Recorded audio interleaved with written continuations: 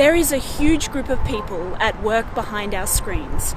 They're called behaviour architects, persuasive designers, or user experience specialists. And the power they have is massive. That urge to keep swiping through your Twitter feed, that's design. The way we all click, I agree to the terms and conditions, that's design. Swiping left or right on Tinder, that's design too. We live in an online world of someone else's making, and most of us never even give it a second thought. And actually, that's design as well.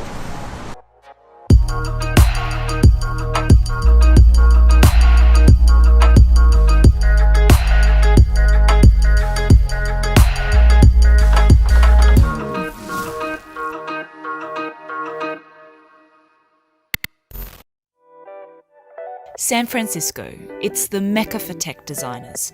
Home to Silicon Valley, this place pioneered the art of constructing, optimising and enhancing a lot of the technology we use every day. It's turbocharged the speed at which we use the internet and made navigating the web more intuitive, but it's also given us a false sense of security. I've lost count of the number of times I've clicked "I agree" to get into a website. We all have to do it. As we speed around the internet, we face hundreds of these annoying pop-ups and consent forms, all demanding a response from us. And yes, I call them annoying because that is exactly what they are. They may look like that they're there to provide us with control, but the reality is far from it. When users click on "I agree to the terms and conditions," or they see a privacy policy and they click on it, they may think that they're actually being given control of their personal data, what's collected, how it's used. And it's advantageous to companies for them to do that, because if something bad happens, the tech company can then say, "You actually agreed to this." Nobody ever reads the terms of service. No one should ever be expected to. If we actually tried to read every terms and conditions agreement that we came across, it's probably the only thing we would do. It would have to be our day job, because they're so long and we come into so many. It may have the veneer of giving control to data subjects, but ultimately it's window dressing. Woody Hartzog is what you'd call a scholar of design. He's been studying the psychology, ethics and legal implications of new technologies. One area he specialises in is data protection and privacy. Now, before we get into this, there's a key term you need to know: informed consent. This is a principle that comes up a lot in discussions of our rights online, but it's easier to explain in the context of medical surgery. A doctor explains potential risks and worst-case scenarios to you, the patient. Once you're fully informed, you have the option to consent to surgery or not. In the online world, though, informed consent is what everyone says is the ideal. But is that even possible? Consent only works under a very narrow set of conditions, and that's when the decision is infrequent, like with surgery, so we don't have surgery all the time. It's when the risks are visceral. There are things that we can easily conjure up in our minds. And then finally, the harm is possibly great. So if things go wrong with surgery, you could get sick or you could die. So we've got an incredible incentive to take that decision seriously.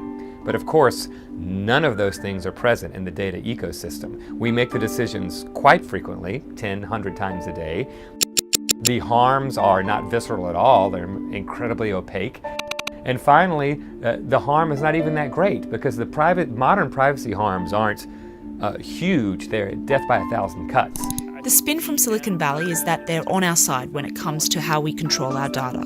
Long privacy policies are very confusing, and if you make it long and spell out all the detail, then you're probably going to reduce the percent of people who read it. However, take a closer look at the design of the buttons and the pop-ups that we're made to click, and it's clear that the tech companies have the upper hand in the data battle. Design is power, and every single design decision makes a certain reality more or less likely. And what tech companies and psychologists and other people have known for years is that defaults are notoriously sticky.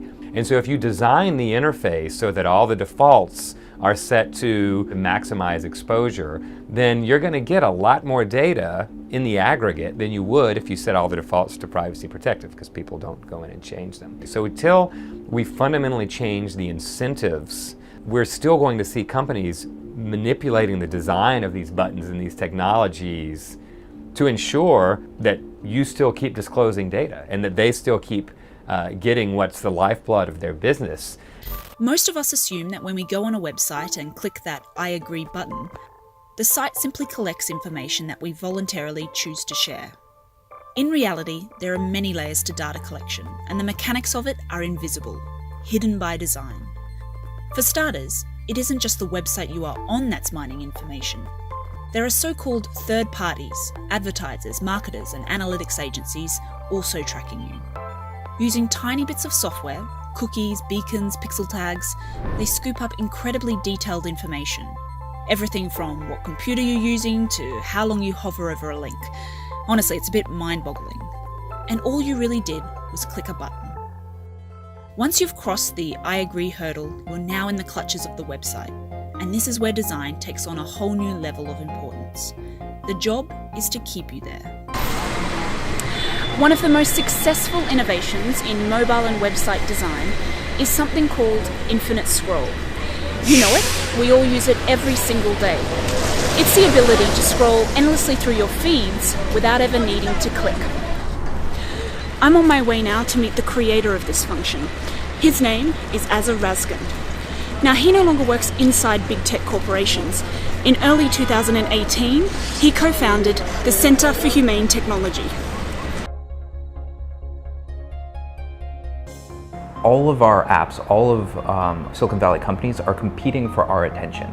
And because it's such a cutthroat game of trying to get our attention, worth tens of billions of dollars, they have to increasingly point more powerful computers at our heads to try to frack us for that attention. I think we've all had that experience of like going to YouTube and you think, I'm just gonna watch one video, and then somehow you shake your head and an hour has passed, and how is it that technology has hypnotized us?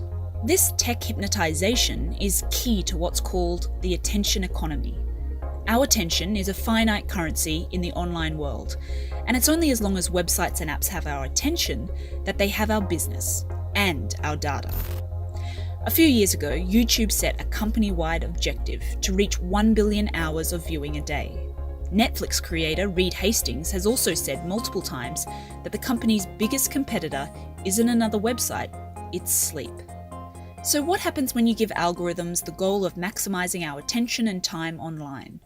They find our weaknesses and exploit them. In 2017, Sean Parker, a founding member of Facebook and its first president, literally confessed to this at an event. How do we consume as much of your time and conscious attention as possible?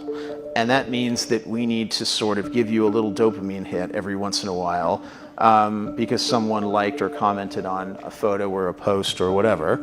And that's going to get you to contribute more content. It's a social validation feedback loop that it's like it's exactly the kind of thing that a hacker like myself would come up with, because you're exploiting a vulnerability in human psychology. Now, it's not as though Silicon Valley pioneered the tricks and tactics of addiction or persuasive design. Many tech designers openly admit using insights from behavioural scientists of the early 20th century, like the concept of randomly scheduled rewards, studied and developed by American psychologist B.F. Skinner in the 1950s. He created what's become known as the Skinner box, a simple contraption he used to study pigeons and even rats. At the start of the process, a pigeon is given a food reward every time it pecks the word peck, or turns a full circle when the word turn appears. As the experiment proceeds, the rewards become less frequent. They take place at random. But by that time, the behaviour has been established. The pigeon keeps pecking or turning, not knowing when it might get the reward, but in anticipation that a reward could be coming. Skinner boxes were pivotal in demonstrating how design had the power to modify behaviour. And if randomly scheduled rewards worked for pigeons, why not humans? Skinner's concept is in fact at the heart of a lot of addictive design, from casino machines such as slot machines to social media apps. Smartphones are unnervingly similar to slot machines. Think about your Facebook, Instagram or Pinterest feeds. We all swipe down, pause, and then wait to see what will appear. We're back to those randomly scheduled rewards again. Your swipe could result in a new comment on a photo, a new like, or a piece of spam or software update. We don't really know, and it's that unpredictability that makes it so addictive. Natasha Dalshul is a cultural anthropologist who has spent more than 15 years studying the algorithms behind persuasive design. Just like on a slot machine, when you're texting or when you are looking through the news feed, you really never know what's coming down the pike. You never know when you're going to sort of hit that jackpot, so to speak, and when it's coming and how much it'll be.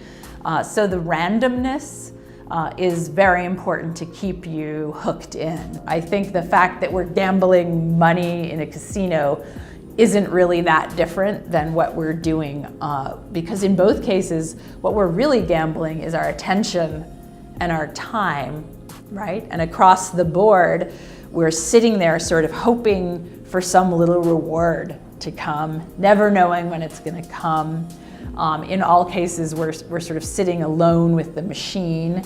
There's no natural stopping point. I think that the similarities are quite striking. We check our phones over 150 times a day, right? Just like pull it up, pull it up, pull it up. It's the first thing we look at when we wake up. The last thing we look at before we go to sleep. It's like we're glued to it, and that's by design.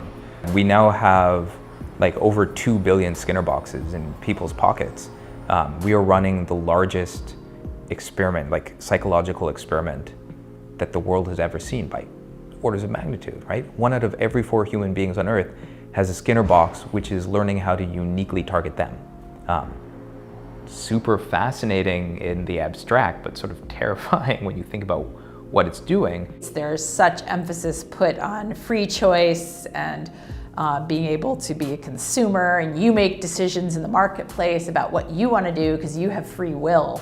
But at the same time, the very people who are promoting that notion of the person as a consumer sovereign are operating and designing their technology with a very different human subject in mind. It's somebody who can, like a rat or a pigeon or any other animal, be incentivized and motivated and hooked in and have their attention redirected. And that's really interesting to me because it is a kind of return to Skinner. I think you wouldn't have heard that in the 80s or 90s. That would have even been creepy to think about someone designing your behavior. But now it's become accepted that you can be a behavior designer. And behaviour design was one part of what Azza used to do in a previous life. However, he is now one of a growing number of industry insiders who are taking a more critical stance towards these silicon giants. Talking to him left me wondering, does he regret his part in inventing Infinite Scroll? I want to be like humble about it. If I hadn't invented it, it would have been invented. I just happened to be in the right place at the right time, thinking about the right kind of thing. But yes, I do regret it. But I do think it talks to like the naivety of being like, oh, here's just like a cool feature, and making it. And even if it's great for the individual user, without thinking about the effects that'll happen if you can scale it up to 100 million people or 1 billion people, where this little thing that I went around to like Twitter and Google and all these other companies, they're like, guys, you should adopt this, now has wasted quite literally hundreds of millions of human hours. I'm sure all of us have had someone or another say to us, stop looking at your phone, or why are you so addicted to social media? And before I started this series, I thought maybe there is something wrong with me. I just had no idea how deliberately designed our online experience is, and how these design algorithms are made to pull us in and form habits. I asked everyone I spoke to, how do we change this? Can we change how online design works? Regulation cannot be expected to happen on its own within these corporations, right, who are profiting from this, because there's just too deep of a conflict of interest. And so the only viable kind of regulation is going to have to come from the outside. We have to have a public conversation about what is actually going on in these products, how are they working, and once we understand that as a collective, what do we want to limit and constrain? So if you start with the assumption that people are never going to fully understand the risks of algorithms and the way in which that interacts with data, then we have to think about what else might work in its place. And the data protection regimes like the General Data Protection Regulation are a great foundation. And one of the ways in which we could really improve upon that is to embrace a trust-based model. So instead of putting all the risk on the user, the requirement of protecting people would fall on the company that's using the algorithms, that's using the data. I think there is going to be a huge shift from just human-centered design, as we call it in our field, which is like put the human at the center, which was a big movement, to thinking about human protective design, where we say that the tools that we're building are so powerful that they cause real damage to us individually, to our mental health, to our relationships, to our children, and to us societally, to our democracies, to having like civil discourse. And that move to human protective design, or humane design, I think is super hopeful, because then we could actually have technology which does what it was supposed to in the first place, which is extend our best selves. Thanks for watching the 5th and final episode in our All Hail the Algorithm series. If you're interested in the other episodes and you haven't seen them yet, you can easily go to our website aljazeera.com/All Hail the Algorithm, or use the hashtag All Hail the Algorithm on YouTube, Facebook, Twitter, and you'll easily see all the content that's available there. So I hope you enjoyed the series. I know I learned a lot putting it together, and leave us a comment, because we're also interested in knowing how algorithms might be affecting your life, and there are plenty of examples that we weren't able to include in this series. So thank you again, and hope to see you soon.